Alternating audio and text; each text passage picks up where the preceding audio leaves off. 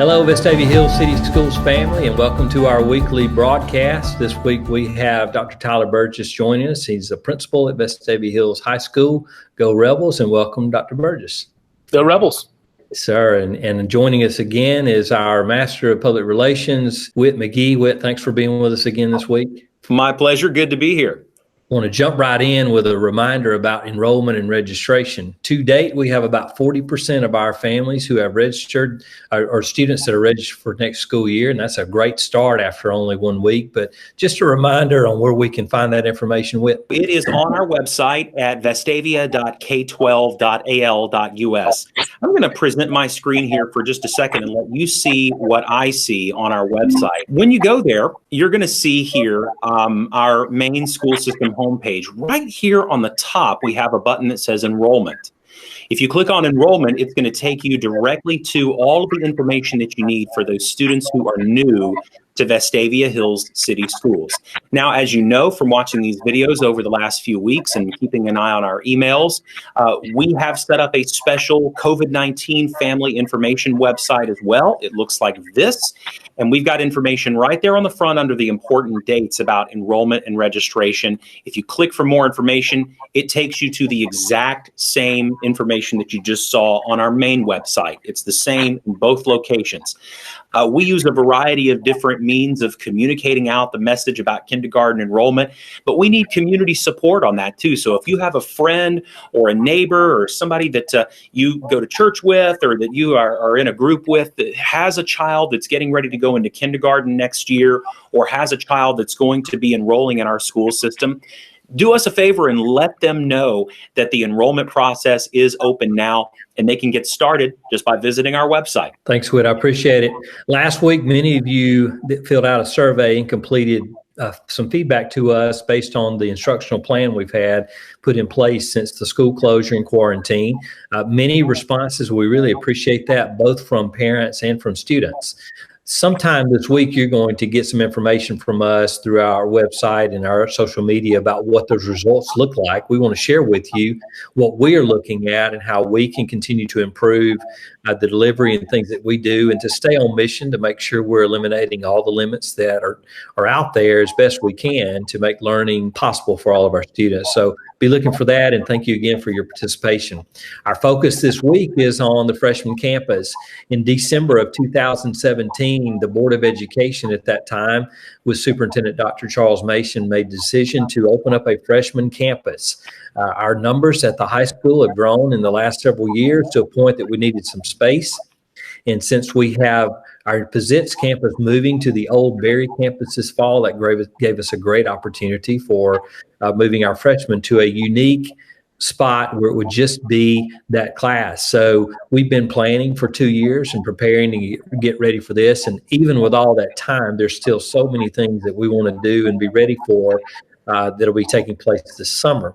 But behind all of that work and the brains of it has been the principal, who the board asked the principal of both campuses, and Dr. Tyler Burgess has been taking this lead for the last couple of years, getting ready for what's going to be, I think, a wonderful experience for freshmen. And I wanted to ask him just to share things about that campus that you may not know that are meaningful to us about why we think it's going to be a special and unique place for our students. Fortunately, Dr. Burgess is not at it alone. He'll have 2 assistants that will be manning the campus. Jennifer Brown and David Howard are going to be on the campus, do a great job, and they have been working hard as well alongside with him and his other assistants to get this ready to go. Dr. Burgess, one of the things that I've heard you speak about much since I started a couple of years ago is the Rebel Edge. And I'm looking at it right behind your shoulder. In fact, it's something that's near and dear to you and to the student body at Vestavia Hills High School. What does that mean to the high school, and what is it going to mean to a freshman campus? The Rebel Edge, and I get excited talking about it every time I have the opportunity, because it describes our culture here at Vestavia Hills High School. And it's certainly not anything that I started. It's a culture that's been here for many, many years. We have put that into words and posters, as you can see behind me, and into a pledge. And our students have worked very hard over the last several years to try to brand this, so to speak, so that we can explain it to other people and really show our pride in it. But as we're building this freshman campus concept, we want to make sure that everything that is Vestavia Hills High School, which has largely been traditionally a 9 through 12 school, is intact and it remains in place. And so we want to make sure that the Rebel Edge, which is our culture, holds true to that. And it really begins in that 9th grade year, or really prior to that 9th grade year, as we try to, with lack of a better word, indoctrinate students into what it means to be a Vestavia Hills Rebel. So basically the idea of the Rebel Edge is that it is the competitive edge that we send our students out into the world with. And we've defined that in a couple different ways. The poster kind of reads as this. I'll kind of go through it real quickly just so you understand and we can explain what this is. It says we rise up as one rebel. One rebel represents how we work together. When you play one rebel, you play us all is one of our monikers here. We celebrate and learn and lead together. But we rise up as one rebel and we embrace academic achievement. Academic achievement is one of our pillars here. We build community through philanthropy and service. Philanthropy and service are two major components of being a Vestavia Hills Rebel that we really want to give back, and we want to provide service when we can, and we do that many times through the year and in many ways. So we want to include our freshmen in that and explaining what that means. We extend the legacy of those before us. That speaks to our tradition. We're very proud of where we've come from, who we are extended outside of this high school. For all of those who have been Vestavia Hills Rebels before, they are still Vestavia Hills Rebels, and that's what's built our community. And we take pride in that. We want our freshmen to know their place in that legacy as well. And we lead the march for progress.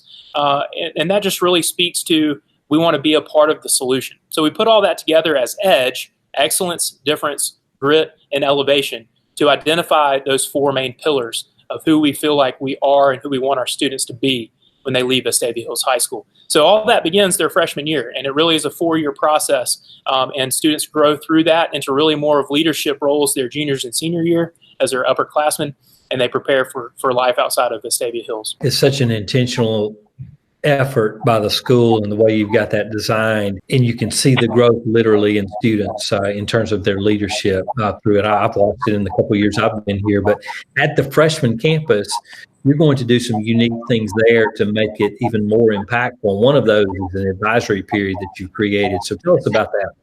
So advisory is a time during the day. We wanted to also not extend too far from what we do here on the main campus, and we have largely had a lunch study as a part of our schedule where students have lunch for 25 minutes and then a study period for the other 25 minutes. And in that study, it's a time that you can do exactly that. You can study, you can take care of things in the library, you can take care of some of your business, go to the counselor's office and do some different things. So we wanted to extend that idea, but build into it these transitional components for what we feel freshmen need to be better high schoolers, to be better in the classroom, to be better learners, and to be better leaders. And to know more about being a Vestavia Hills Rebel. So we want to wrap all of that into a period that we call advisory. We have scheduled it into the day as second period. It's a 30-minute period. It does not fit with their lunch, but it's basically a similar time frame as the lunch study concept. But the advisory class will follow a schedule during the week to give students lots of opportunities. So they'll have academic skills day where they work on note taking and test taking and some of those big components of how to learn. On Tuesdays and Thursdays will be tutorial days. So in a tutorial day, basically our content teachers are going to be available during that, and students can choose, have some choice in where they would go. If they need English help, they can go to an English teacher. If they need support with their math concept for the week, they can go to a math teacher for that. And in each content, there are different teachers that will tackle different things. One will be test taking, one will be just regular study help, so on and so forth. Also in that advisory period, we're going to build into clubs, a time to have our school drills to understand our safety processes and protocols. Those will not look very different from they do at the high school. So again, all teaching them how to be prepared as a student, both on that campus and on the main campus. And then also a time to have Rebel Edge Day or Spirit Day to celebrate all that is being a Vestavia Hills High School Rebel as a freshman or older. So that's going to be on Fridays, which is when we typically have our Spirit events and functions and assemblies here on the main campus as well. One of the things I so appreciate about the efforts with the advisory period is how it so directly addresses our efforts, strategic plan efforts, and our first goal and second goal that balance the academic and social emotional supports we need for students. You mentioned academics and other parts of student life.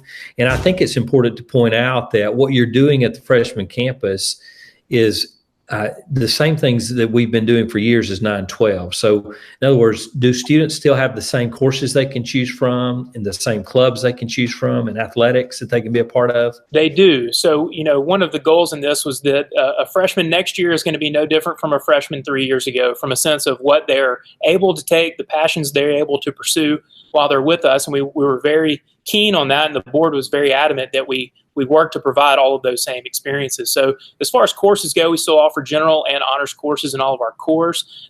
The elective choices will be similar to what freshmen have had in the past through all of our world language classes, our fine arts classes, and career tech ed classes. Actually, we've added a few in career tech ed to be able to help with some of the need of where career tech education is going in the future. So it's exciting to actually have some fledgling courses that we're going to be starting next year that will lead into more opportunities on the main campus in their future years.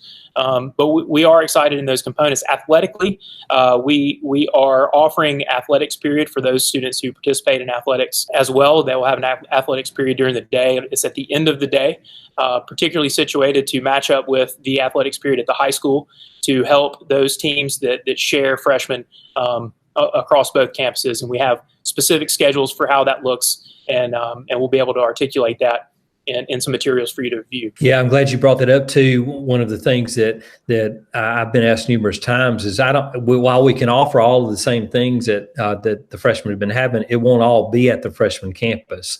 So just quickly, what does the morning, afternoon look like for a student that may have classes at the high school? That's a great point. One of the good things about who we are, and one of the harder things about this process, is that we do offer a lot of things, and some of them are very specific and can only be done in certain places.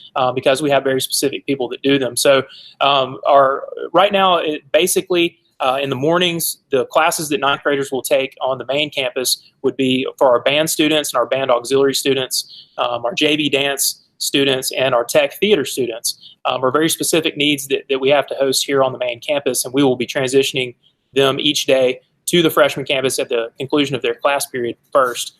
And then in the afternoons, we'll have robotics here on this campus, science, practices and engineering course, and athletics classes.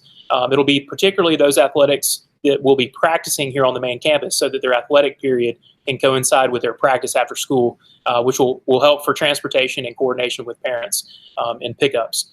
So right now, that's our plan. We have a few in the front end and a few on the back end that should help us to provide all of those experiences for our students. But other than that, it's going to happen on the freshman campus, and we're fortunate for the resources that we've been able to tap into to make that happen. Dr. Burgess, one question I want to finish up with is more personally related to you. You have a great knowledge, as well as your family, about middle school, and you also understand the major transition that can occur from middle school to high school. So just speaking as a parent, a principal, a teacher, why do you think this move with the freshman campus presents such a grand opportunity for the process of helping our students move from middle school into high school? One of the big things that we've seen and been able to observe in education is that transition between 8th grade and 9th grade. That's just become a natural grade transition for how we build public schools.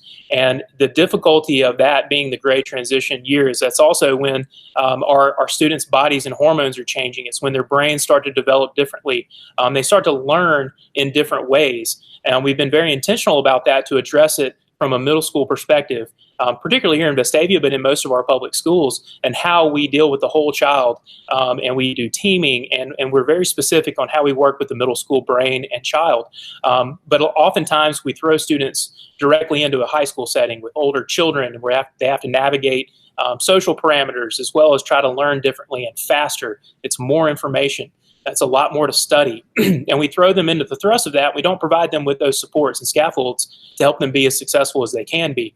So I really think our Board of Education was intentional in designing this freshman campus to try to help with that transition, to try to help students navigate those areas better, to provide them with tools and resources in an isolated setting, isolated just because it's only freshmen learning with them, but also the trick is try to not make it so isolated that we can involve them in those activities with our older students and other teachers throughout the year, and more as they get closer to 10th grade. But it's really that main transition component of getting their bodies and brains ready for success as best we can. And we feel like we can put some things in place now that we weren't able to before, simply because of our setup and our operations and processes. I think we all agree that campus is going to be an excellent conduit for high school transition. It's still going to feel high school connected, and at the same time, it's going to begin to establish its own identity and become its own place, and that's a lot to be excited about. I really appreciate you sharing with us today, Dr. Burgess. That concludes our broadcast for this week, and next week you will hear from Dr. Chris Pennington, who will be sharing with us about the new Lewis Pizitz Middle School that will be opening in the fall as well. Until then, I hope you have a great week learning with your children.